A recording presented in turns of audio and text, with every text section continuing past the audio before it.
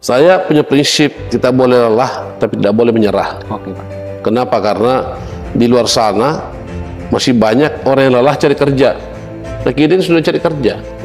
Nah, dan di mana ada keinginan, pasti ada jalan. Investor itu adalah tamu. Maka tamu itu harus dilayani secara baik. Kalau perlu kasihkan karpet merah. Dan tidak boleh kita pasif, harus aktif untuk melakukan komunikasi. Kalau perlu kita yang datangi mereka, karena kita yang butuh dari investasi itu.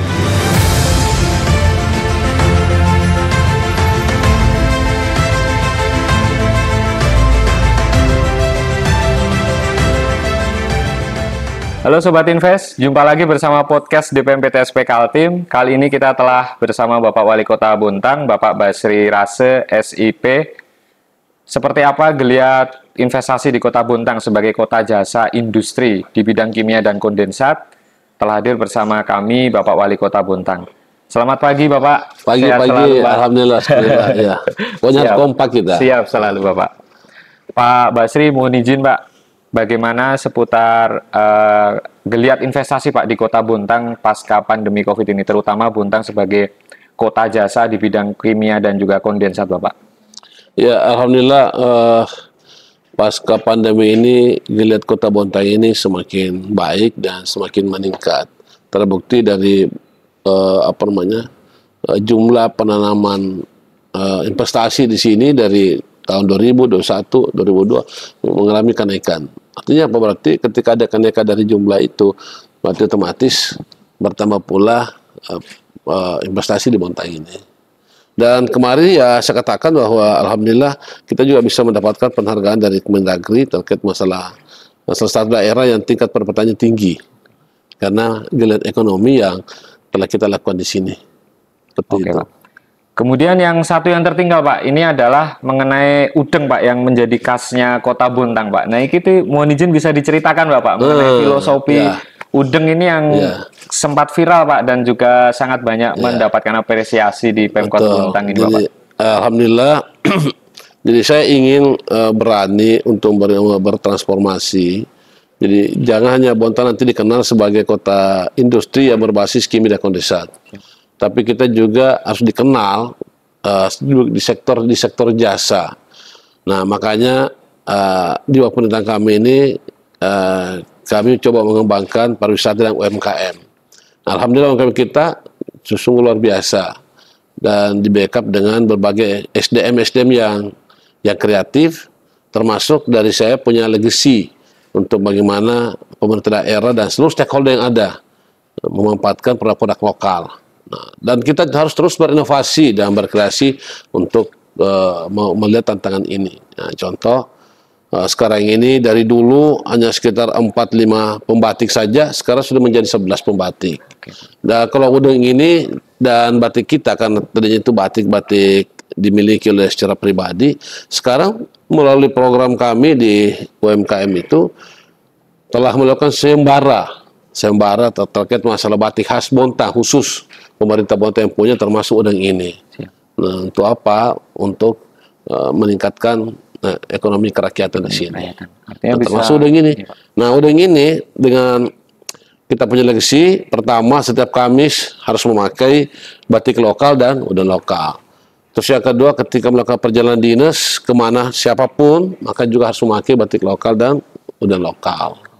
Nah, dan ini juga kita berikan kepada seluruh tamu-tamu yang hadir di Kota Bontang. Artinya UMKM juga ikut bangkit ya Pak dengan adanya gerakan pemakaian udeng motif ini Bapak.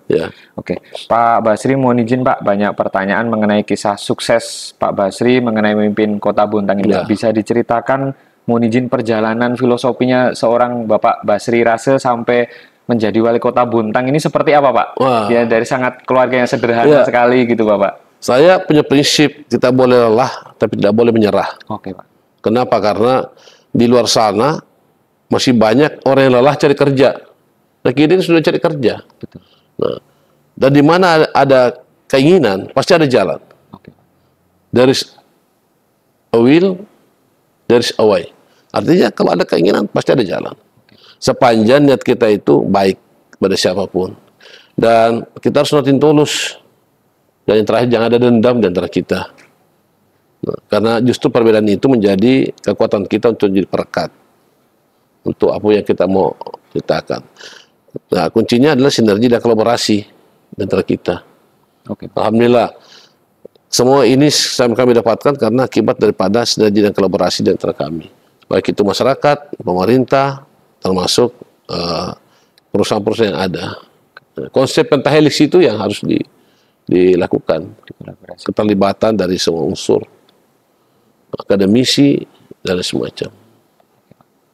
Mohon izin Bapak, kemudian kalau disambungkan dengan konsep pentahelix Pak, di situ kan ada unsur teman-teman muda Pak, yang anak muda yang sangat menjadi potensi dari Pak Wali Pak. Kira-kira seperti apa Pak? Kebetulan juga Bapak habis membuka kegiatan dari teman-teman mahasiswa ya Pak. Kira-kira harapannya seperti apa Pak untuk teman-teman anak muda ini bisa? Mahasiswa ini adalah generasi penerus bangsa. Oke, Pak. Mahasiswa ini punya potensi yang luar biasa. Maka kita harus berikan ruang kepada mereka untuk mengembangkan dia punya potensi yang ada. Maka salah satu visi misi saya ini bagaimana anak muda kita berikan wadah melalui rumah kreasi milenial. Dan insya Allah tahun depan kita bangun. Dan tahun ini melalui sebuah kerjasama dengan stakeholder yaitu PT Kaltim Nitrat Indonesia telah membangun Bontang Bontang Hub, Bontang Creative Hub. Oke Pak. Sekarang ini sudah terbangun. Insya Allah di tahun ini telah bisa dipergunakan oleh anak milenial. Oke. Bahkan kami di pemerintah sendiri pun akan membangun namanya RKM, Rumah Kreasi Milenial. Di antara jumlah subsektor dari ekonomi kreatif itu akan kita berikan di situ. Oke. Dan ini setiap saat ini kita libatkan bagi mereka untuk membantu kita dalam hal masalah UMKM, masalah pariwisata dan semacam. Artinya teman-teman muda di Bontang ini juga terwadai ya Pak dengan adanya kreatif hub ini ya Pak? Ya harus. Oke Pak. Bahkan saya katakan anak muda sekarang ini harus lebih giat dan lebih kreatif dan lebih inovatif. Kenapa? Karena tantangan kita sekarang ini bukan hanya tantangan bersama daerah, tapi tidak untuk kemungkinan tantangan kita tentara nasional. Sekarang sudah bahkan internasional. Kenapa? Apalagi kami di Kaltim ini yang sebentar lagi akan menjadi ibu kota negara. Siap. Tentu ini menjadi tantangan sekaligus harapan bagi kita buat anak muda ini untuk melanjutkan seluruh program yang telah kita canangkan. Oke Pak. Mohon izin Pak Wali berkaitan dengan Kaltim sebagai IKN Pak. Ini yang banyak menjadi potensi bahwa Bontang ini kota kecil tapi sangat kaya raya gitu Bapak. Kira-kira menurut pandangan Bapak akan seperti apa Pak nanti Bontang memposisikan sebagai kawasan penyangga IKN Bapak? Ya sebenarnya Bontang ini bukan kaya raya. Bontang ini salah satu daerah penyumbang devisa negara yang terbesar. Karena adanya LNG dan adanya Pupuk Kaltim di bagian ekspor petrokimia. Nah, kami tentu harus menyiapkan lebih awal konsep-konsep yang akan kami persiapkan untuk bagaimana anak kita ini ke depan ini mampu ikut serta berpartisipasi dan melihat peluang itu sebagai bagian untuk ke depan dalam rangka meningkatkan kemandirian dan kesejahteraannya dia. Salah satunya adalah di sektor pariwisata dan UMKM, termasuk sektor-sektor industri. Nah, sekarang ini kami juga di Bontang ini tidak hanya berfokus pada industri hulu, tapi juga sudah kita berani sekarang ini mencoba untuk melakukan transformasi ke industri hilir. Ya, misalnya sekarang ini ada CPO, bahkan minyak goreng. Ini kan industri hilir nih. Betul Bapak. Nah, tidak ada bahan baku di sini, tapi kita mampu memberikan kepercayaan kepada investor untuk membangun itu. Dan alhamdulillah sangat berjalan secara baik. Yang tadinya satu industri sekarang sudah jadi 3 industri yang ada di sana.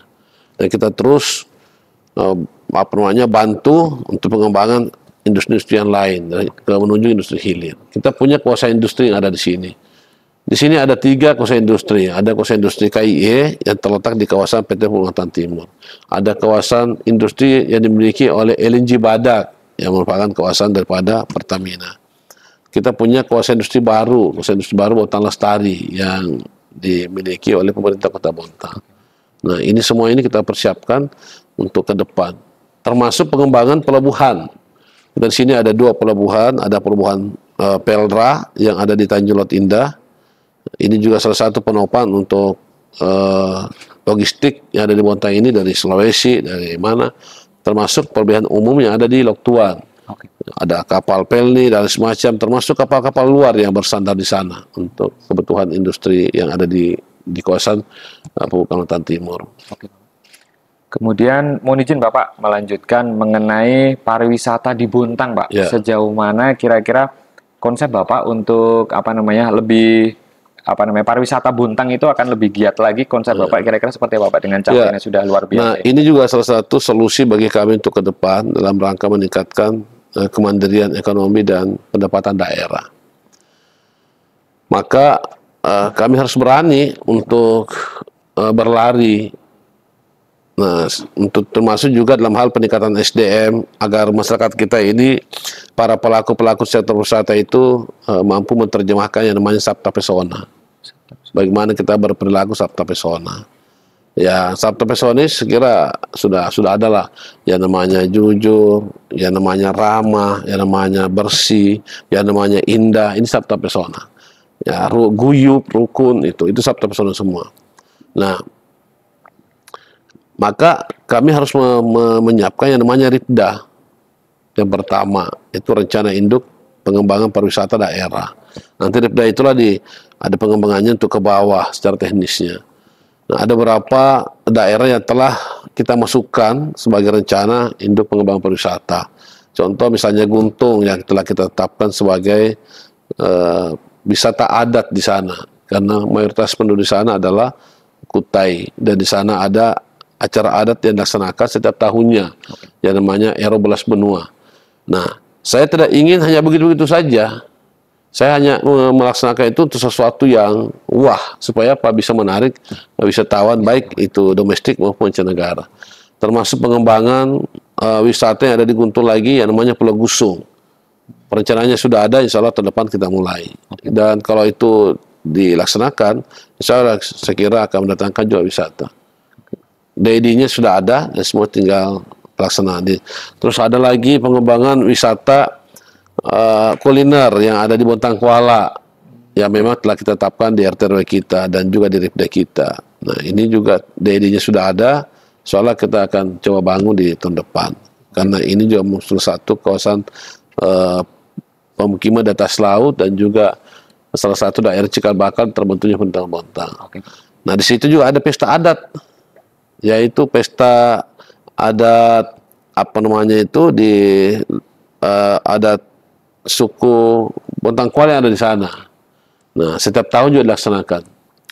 Terus ada lagi di sebelahnya Bontang Kuala namanya Malahing, yang saya sebut tadi. Ini ada salah satu kampung wisata yang terbaik di Indonesia, masuk ADWI, Anugerah Desa Wisata yang ke-75 di antara 4.500-an kampung desa di Indonesia. Mudah-mudahan masuk ke 50 besar. Terus ada lagi Pulau Beras Bahasa yang juga menjadi kunjungan wisata yang sangat terkenal dan menjadi ikon wisata di Kalimantan Timur. Ini juga lagi kita mau kembangkan.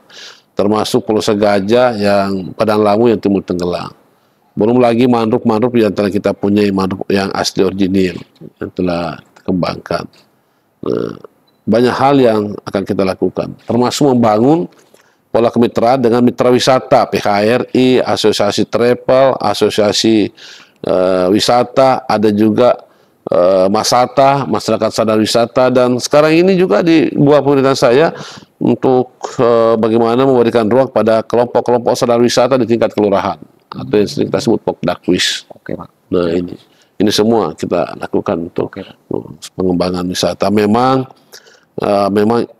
kami mengakui ini juga sangat sulit, tetapi tidak ada saya katakan sesuatu kalau kita tidak memulai dan mau berusaha. Nah, betul Pak, luar biasa Pak. Artinya Bontang selain sebagai kota jasa kimia dan kondensat, juga pariwisatanya ternyata luar biasa ya Pak. Termasuk Bapak mengembangkan Pokdarwisnya di tingkat kelurahan RT RW seperti itu Pak. Kemudian mohon izin Bapak, untuk sektor lainnya Pak yang di luar jasa kimia kondensat dan pariwisata, kira-kira Bapak upaya apa Pak untuk membangkitkan sektor lainnya seperti UMKM Bapak barangkali yang ini juga menjadi lokus dalam hal pemerintahan kami, sektor UMKM ini untuk menjadi daerah penyangga ibu kota negara. Maka yang perlu kami lakukan ini melakukan verifikasi terkait masalah potensi-potensi untuk UMKM di Kota Bontang. Baik yang menjadi binaan perusahaan, Vokaltim, PT Badak, Indominco, dan perusahaan-perusahaan lain. Kita coba identifikasi dan semacam. Terus termasuk potensi-potensi yang lain. Kita berikan pelatihan-pelatihan untuk peningkatan SDM. Untuk supaya hasil produk itu lebih bagus, lebih higienis. Terus kemasannya juga supaya lebih cantik, lebih menarik. Kita berikan pelatihan-pelatihan itu, termasuk perizinan, misalnya perizinan yang terkait masalah halal, apalagi itu dari dinas kesehatan. Nah itu kita bantu, kita fasilitasi. Artinya teman-teman UMKM, bahkan setiap ada kegiatan pemerintah kita libatkan untuk pamerkan semacam, bahkan termasuk mengikut sertakan untuk pameran yang ada di luar kota, agar mereka sharing, bisa melihat potensi-potensi di luar daerah dan juga hasil-hasil produk daerah itu menjadi sharing bagi dia. Oke Pak. Pak Wali, apa Pak harapan terhadap pesan-pesan terhadap teman-teman muda di Bontang yang belum mendapatkan pekerjaan tapi mau memulai usaha Pak? Kira-kira pesan motivasi dari Pak Wali Kota sendiri seperti apa Pak? Ya, saya sampaikan pada masyarakat Bontang bahwa saya kira di setiap ada keinginan itu pasti ada jalan. Kita nggak boleh menyerah dengan keadaan yang ada. Karena sesungguhnya bisa merubah nasib kita ini diri kita sendiri. Tidak akan mungkin kita bisa merubah sesuatu kalau bukan dari diri kita sendiri. Oleh karena itu harus semangat dan tidak boleh lelah dan tidak boleh capek dalam hal ini. Sepanjang itu demi kebaikan, ayo pemerintah pasti akan siap untuk memfasilitasi hal yang lain. Karena kita di Kota Bontang ini harus siap menghadapi tantangan sekaligus peluang yang ada di Kota Negara ini, termasuk bagaimana menghadapi Kota Bontang ini ketika ditinggal oleh industri-industri yang ada di sini. Oke Pak. Oke Pak. Pak Basri Rase, Wali Kota Bontang, yang sangat luar biasa memimpin sejauh ini sampai dengan prestasi yang luar biasa Pak, dengan investasi itu Pak. Kemudian Pak Wali, apa harapannya terhadap kinerja investasi yang telah berjalan di Bontang dan juga ke depannya? Kira-kira Bapak mempunyai sebuah target apalagi Pak untuk di investasi Bontang ini Pak? Khususnya kita kan telah yang pertama untuk menyiapkan segalanya itu, maka tentu saya bentuk tim percepatan pembangunan dan investasi. Terus di tim percepatan ini saya selalu katakan, investor itu adalah tamu. Maka tamu itu harus dilayani secara baik. Kalau perlu kasihkan karpet merah. Dan tidak boleh kita pasif, harus aktif untuk melakukan komunikasi. Kalau perlu kita yang datangi mereka, karena kita yang butuh dengan investasi itu. Bontang ini butuh investasi. Karena kenapa? Kita sadar Bontang ini tidak mempunyai sumber daya alam. Bontang hanya mempunyai sumber daya manusia. Tapi jangan khawatir, karena ketika kita punya sumber daya manusia jauh lebih baik dan jauh lebih bagus daripada sumber daya alam. Nah, kalau kita benar-benar mampu dan bisa, kita bisa melihat contoh negara-negara maju yang tidak punya sumber daya alam. Tetangga kita, Singapura, Jepang, Korea, Cina, mereka ini tidak punya sumber daya alam yang seperti kita. Di Indonesia ini kita punya semua. Tapi mereka jauh lebih maju. Singapura itu jauh lebih maju pada kita. Kenapa? Karena SDM-nya yang luar biasa. Ya, mempunyai semangat yang tinggi, mempunyai teknologi yang luar biasa dan semacam. Nah, jangan samping itu perizinan PTSP kita mencoba melengkapi, menyempurnakan PTSP dengan membangun mall pelayanan publik, termasuk ada apalagi inovasi-inovasi yang dilakukan oleh sahabat-sahabat saya di PTSP dalam rangka memberikan ruang kepada masyarakat baik di sini maupun di luar untuk mampu secara cepat melihat apa sih yang dimiliki di sana. Dengan saya nggak tahu apa namanya inovasinya itu, bahkan sampai malam mereka membuka layanan itu. Nah, artinya ini adalah salah satu komitmen kita untuk memberikan pelayanan terhadap masyarakat dan termasuk masyarakat luar. Nah, di samping itu saya sudah wanti-wanti juga. Saya tidak ingin anak buah saya itu ketika ada investor atau siapapun yang datang untuk mengurus perizinan dan semacam meminta-minta. Saya paling setegaskan itu. Jangan sampai dilakukan itu. Oke, Pak. Nah, kita harus memberikan pelayanan prima terhadap itu. Dan itu menjadi salah satu, sempat viral Pak, bahwa di Bontang satu-satunya pelayanan MPP di Kaltim yang membuka layanan sampai malam, sampai Pak. Malam. Sampai malam, Pak. Ya. Itu baru pertama kali, ya. Pak, di Kaltim. Jangankan itu deh. Di Snaker pun juga membuka pelayanan sampai malam. Bahkan kantor camat kami ini juga sampai malam dibuka di Bontang. Oke, Pak. Karena kita ingin memberikan pelayanan masyarakat itu luar biasa. Nah, siap, Pak. Ya. Pak Wali Kota, closing statement, mohon izin, Pak. Ya. Kira-kira pesan untuk kita semua, Pak, yang terutama kepada Pak investor yang mau berinvestasi di Kota Bontang ini, kira-kira seperti apa, Pak? Ya. Closing statement. Baik Bapak Ibu sekalian, saya Wali Kota Bontang tentu sangat berharap dengan berbagai potensi yang kami miliki dari sumber bahan baku yang kami miliki, tentu menjadi potensi untuk Bapak Ibu sekalian untuk berinvestasi di Kota Bontang. Kami punya pabrik urea, MPA cluster, amoniak, amonium nitrat, terus kami punya gas LNG, kami punya pabrik CPO dan minyak goreng dan semacam. Bahkan kita juga punya di sini power plant 2 kali 100 MW yang tentu menjadi kebutuhan dasar untuk sebuah industri. Nah, di Bontang ini ada beberapa kawasan industri. Yang pertama ada kawasan industri KY di kawasan Bukaltim, ada kawasan industri LNG ada di kawasan PT Badak, dan ada kawasan industri yang ada di Bontang Lestari. Nah, ini punya potensi untuk kita kembangkan, dan apalagi Bontang ini mempunyai pelabuhan yang siap mendukung untuk investasi itu. Bahkan berada di jalur Alki 2 di perdagangan internasional yang mempunyai tingkat kedalaman untuk semua kapal-kapal yang ada. Nah, tentu harapan kami ke depan, mudah-mudahan dengan melalui ini, ayo berinvestasi ke Bontang. Kami siap untuk menyambut itu. Terima kasih. Terima kasih Pak Wali Kota Bontang, Bapak Basri Rase SIP. Sehat selalu Bapak. Ya, selalu harus sehat. Siap. Ya.